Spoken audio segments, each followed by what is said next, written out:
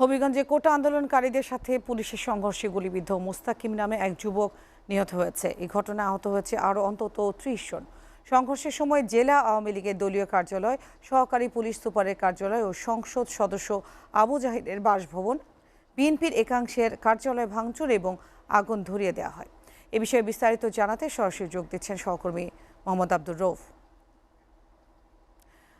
রৌফ, হবিগঞ্জের পরিস্থিতি আজকে কেমন? গতকাল যেমন সংঘর্ষের বিভিন্ন ধরনের ঘটনার কথা আমাদের কাছে এসেছে, এই মুহূর্তে কেমন রয়েছে পরিস্থিতি? হবিগঞ্জের কথা যদি আপনাকে বলি, তাহলে এখন পর্যন্ত হবিগঞ্জ শহরের পরিস্থিতি স্বাভাবিক রয়েছে। তবে গতকাল জুমার নামাজের পর থেকে সন্ধ্যা পর্যন্ত হবিগঞ্জ শহরের পুরো শহর উত্তপ্ত ছিল। জুমার নামাজের পর ছাত্র জনতা শহরের কোর্ট মসজিদ এলাকায় জড়ো হয়। সেখান থেকে তারা বিক্ষোভ মিছিল শুরু করে। পরবর্তীতে তাদের সাথে আওয়ামী লীগের নেতাকর্মীদের সংঘর্ষ বাধে। এক পর্যায়ে ছাত্র জনতার সাথে যুক্ত হয় ছাত্র দল, যুব দল সহ বিএনপির নেতাকর্মীরা। পরে ত্রিমুখী সংঘর্ষ শুরু হয়। পরবর্তীতে পুলিশের সাথে শহরের বিভিন্ন পয়েন্টে ছাত্র জনতার দাওয়া পাল্টা দেওয়া শুরু হয়। এক পর্যায়ে police sound grenade, rubber bullet এবং টিয়ার শেল নিক্ষেপ করে।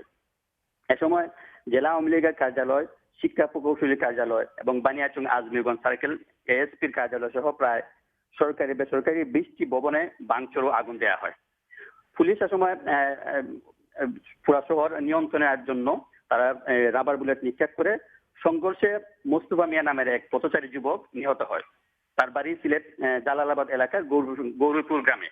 তো এখন পর্যন্ত বলা যায় যে হবিগঞ্জ শহর পরিস্থিতি স্বাভাবিক রয়েছে। তবে আজকে ছাত্র জনতা বিকেল 3টার দিকে হবিগঞ্জে তারা বিক্ষোভ মিছিলের কর্মসূচির ঘোষণা দিয়েছে। তো বিকেল নাগাদ আপনাকে জানানো যাবে যে হবিগঞ্জের সার্বিক অবস্থা।